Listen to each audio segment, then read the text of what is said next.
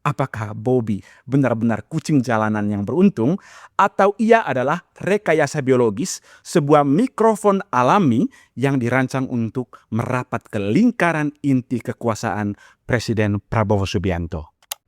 Banyak dari Anda yang tertawa di kolom komentar ketika menonton video saya sebelumnya.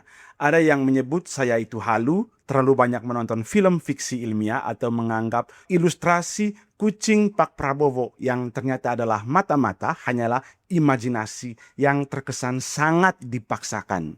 Saya mengerti, saya tidak menyalahkan Anda. Kebenaran memang seringkali terdengar lebih gila daripada film fiksi sebelum ia terungkap sepenuhnya. Namun, tahukah Anda, di dunia intelijen, ejekan publik, tawanan publik justru menjadi tameng yang terbaik. Semakin Anda menganggap sesuatu itu mustahil, bahkan lucu, semakin sukses operasi tersebut menyusup ke ruang paling pribadi dalam diri Anda. Hari ini saya akan membawa Anda untuk menyelami fakta yang sebenarnya lebih jauh dan lebih dalam. Kita akan masuk ke nanoteknologi dan pusat kendali AI untuk membuktikan bahwa teknologi yang kita bicarakan sebelumnya bukan lagi soal bisa atau tidak, tapi soal siapa yang sedang menggunakannya sekarang. Jika Anda tidak percaya bahwa kucing itu bisa direkayasa menjadi hewan mata-mata, sekarang kita akan membahas fakta yang jauh lebih gila dari apa yang Anda bayangkan. Karena ternyata tidak hanya kucing, teman-teman. Nyamuk, lalat, kecoak sekalipun itu bisa menjadi mata-mata CIA atau agen asing lainnya. Karena itu siapkan akal sehat Anda untuk menerima fakta yang terbaru ini.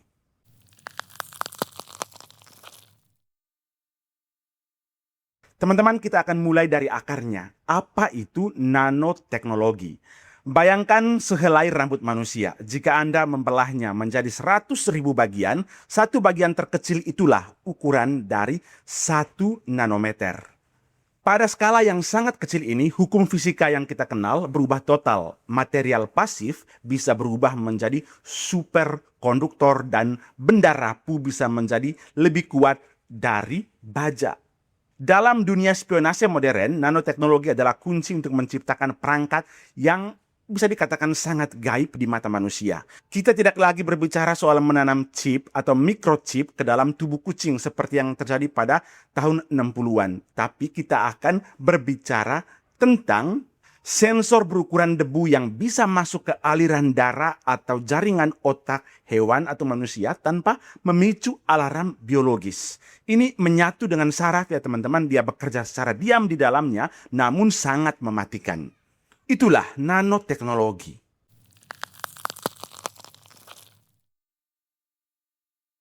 Mungkin dari Anda ada yang bertanya, kenapa harus repot-repot pakai hewan? Kenapa tidak pakai drone robot saja yang dibuat sekecil mungkin atau menyerupai serangga-serangga tersebut? Jawabannya adalah efisiensi dan kamuflase. Alam telah menyempurnakan mekanisme terbang dan pendengaran selama jutaan tahun terhadap serangga-serangga ini. Karena itu menciptakan robot yang bisa meniru gerakan kecoak, nyamuk, lalat, ataupun kucing itu sangat mahal dan boros baterai. Maka pilihannya adalah cyborg biohibrida. Jika teman-teman pernah membaca bukunya Yuval Noah Harari yang berjudul Homo Deus, teman-teman akan menemukan fakta bagaimana cyborg itu sudah menjadi atensi atau perhatian dari para ilmuwan saat ini. Cyborg itu adalah setengah manusia atau setengahnya robot. Contoh cyborg yang paling sederhana adalah ketika ada jantung plastik atau tangan robot buatan dan lain sebagainya. Tapi kali ini kita akan berbicara tentang cyborg yang lebih kecil di mana perangkat chip atau nanoteknologi itu dikawinkan dengan tubuh hewan. Dengan nanoteknologi, ilmuwan kini mampu melakukan 3 hal yang sangat mengerikan, bahkan terkesan tidak etis ya teman-teman. Yang pertama, neural interface atau antarmuka saraf. Kabel nano fleksibel bisa diselipkan ke saraf pendengaran dan penglihatan hewan.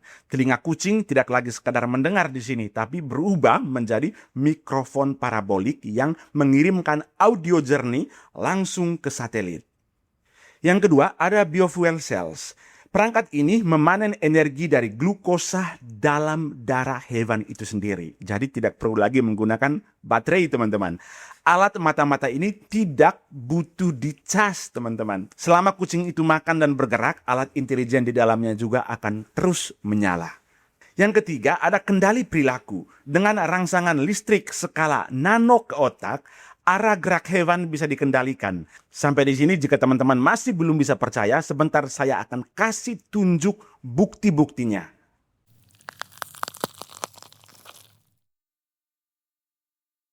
Mari kita buka data resminya. Yang pertama ada Project Acousticity. Ya, ini yang sudah pernah kita bahas di konten sebelumnya, teman-teman. Ini dilakukan oleh CIA pada tahun 1960-an. CIA pernah menghabiskan 20 juta dolar untuk menanamkan pemancar di dalam tubuh kucing guna menguping diplomat Uni Soviet. Jika tahun 60-an saja mereka sudah seberani itu, bayangkan apa yang bisa dilakukan oleh CIA dengan menggunakan nanoteknologi pada tahun 2026 ini. Bukti yang kedua ada Project HIMARS yang dilakukan oleh DARPA Amerika Serikat. Militer Amerika Serikat telah mendanai riset menanam chip ke dalam pupa serangga atau serangga yang belum seutuhnya menjadi serangga dalam metamorfosis. Masih bayi serangga lah. Saat serangganya bertumbuh menjadi dewasa, teknologi itu menyatu dengan tubuh mereka. Ini adalah fakta ilmiah, teman-teman, yang sudah dipublikasikan.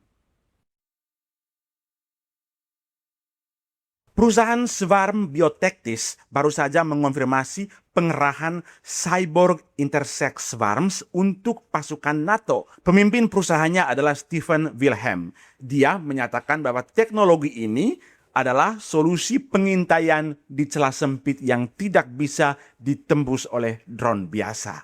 Bukti yang keempat ada merpati mata-mata yang dilakukan oleh Rusia.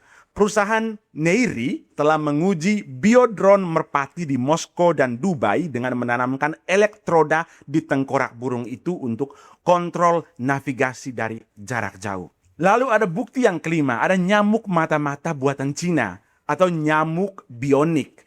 National University of Defense Technology mengembangkan drone seberat 0,3 gram yang mirip nyamuk, teman-teman. Nyamuk ini mampu mengepak sayap 500 kali per detik dan menyusup ke ruang rapat tertutup tanpa terdeteksi oleh radar.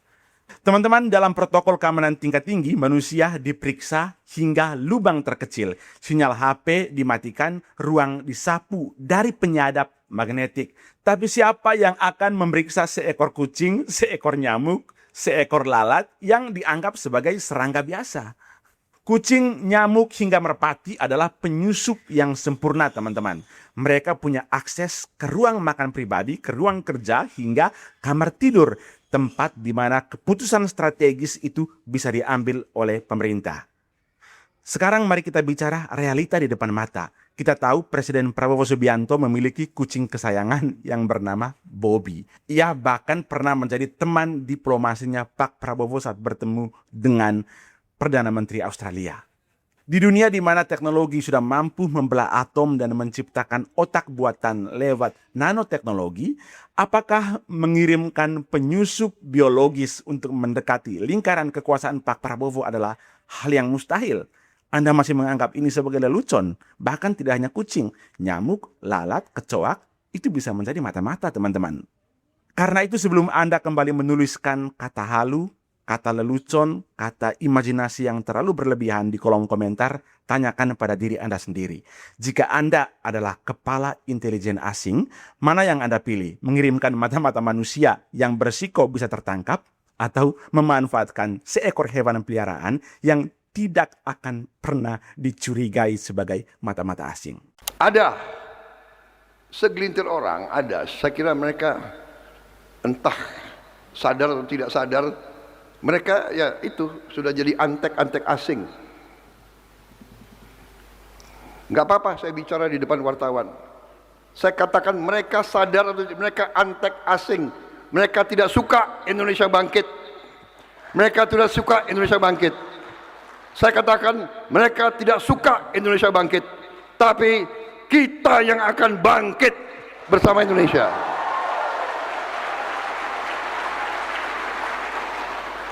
Biar anjing menggonggong, kafilah tetap akan terus.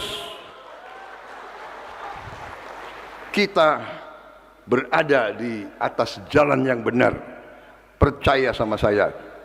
Kita berada di atas jalan yang benar. Kita akan menuju kebangkitan bangsa Indonesia karena kita akan kuasai kembali kekayaan bangsa Indonesia untuk rakyat Indonesia. Silakan berbagi pendapat Anda di kolom komentar. Terima kasih sudah menonton sampai pada detik ini. Sampai jumpa di konten selanjutnya.